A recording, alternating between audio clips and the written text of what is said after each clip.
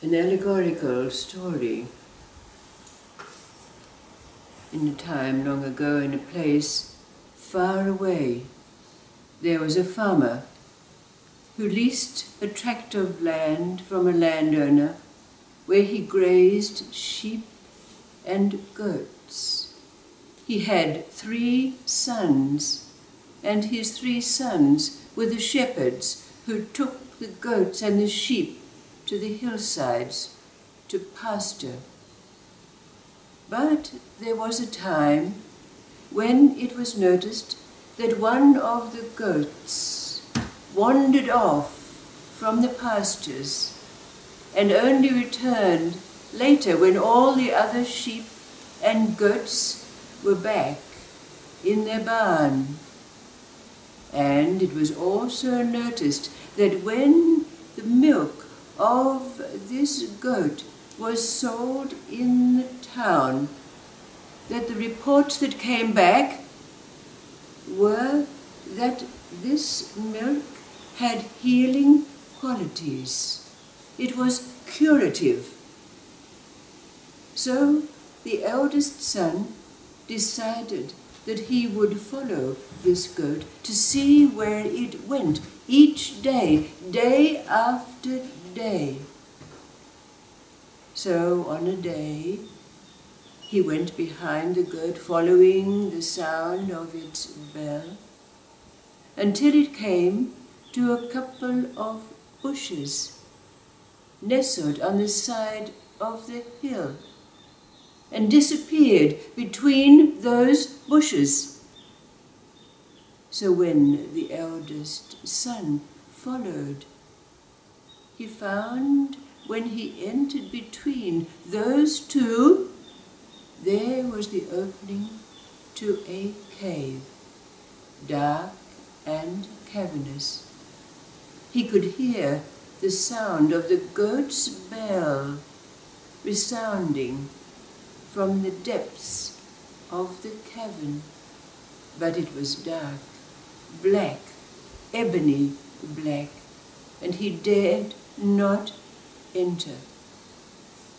But the next day, and again after the goat had returned to the barn as usual, the eldest son took a torch, a lantern, and this time, when he followed the goat between the bushes and into the dark, cavernous cave, he took his lantern, and as he traversed that cave, as he became accustomed to the dim light of his lantern in its great darkness, he saw a glimmer, a glint, which he followed, and there, to his great surprise, there was a huge pile of gold.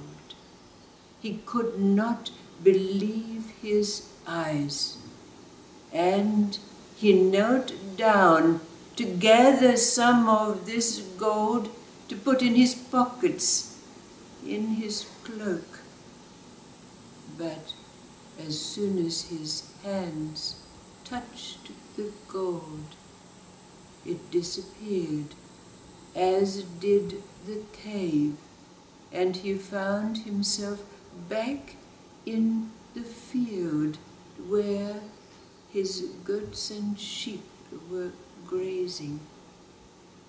He went home and told his family the story, and so the second son decided that he would follow in his brother's footsteps, but he would be careful on entry to the cave.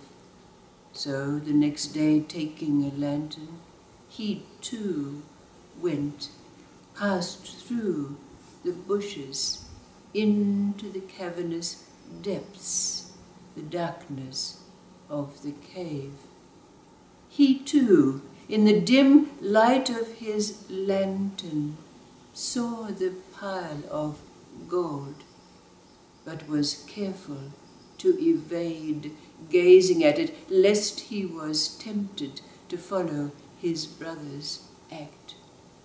But turning a corner in the cave, holding up his lantern, he was surprised to see a body lying on the floor of the cave. That body stood up and was found to be a beautiful maiden, naked, looking longingly, beseechingly at him. He was immediately filled with lust and longing, but as he was about to embrace the maiden, she disappeared before his eyes and from his arms, and he too found himself back in the field with the sheep and the goats. He went back to tell the story to his family, and his third brother resolved that he too would follow, but be careful not to do as his brothers did. So the next day, taking the lantern, he entered the cave. Seeing the gold, turning his head away, turning the corner, seeing the beautiful maiden, he closed his eyes momentarily to block out any feeling of lust that would arise, and turning another corner in the cavern. There he was surprised to see, in the light of his lantern, an old man standing at a lectern with a book opened. And after salutations, the normal salutations, the third brother asked the old man, "What are you doing here?" The old man said, "I'm surprised to see anyone. I have been asking the question, what is the purpose of life? And I found this ancient book which gives the answers to this question, but I still have questions." And the young man, having asked himself this question, and himself studied the books that might give him the answer, wanted to debate, to discuss with this old man this very question that had plagued him since his very early youth. But just as he was about to embark on this discussion with this old wise man, he heard the faint sound of the bell of the goat receding in the distance, and something rose up in him, and giving final salutations to the old man, he hastened after the sound of the receding bell. He took the path that his lantern opened up for him as he stepped, step by step, along the cave. And then, coming out at the end, he found himself in a place somehow familiar, so like the land on which he had been born and lived, but different, splendid, luminous, endless, boundless. Yes, there were trees and mountains and grass and flowers and animals. But something that he had never seen, felt, heard, sensed before.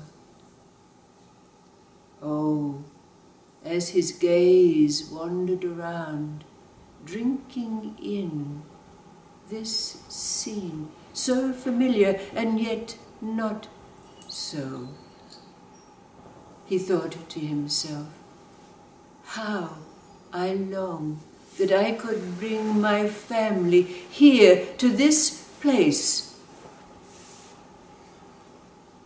But when he looked around for the opening to the cave that would lead him back, it could not be found. He found himself resting there in its boundlessness, its timelessness, its sensory familiarity.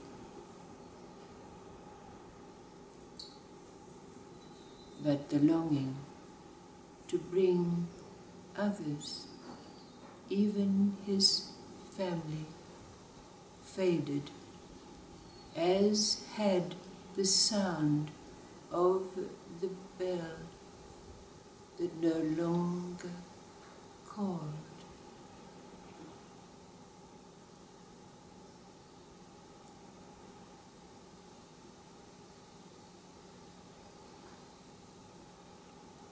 What is this place that we find ourselves when we too have entered the cave, so dark, so black, so frightening to our senses? We too, having passed the gold, the lust, the longing, the desire, and even the questions, that great question, who am I? What is it for? What is the purpose of life? To emerge into the familiar unfamiliarity of where we are now, eternally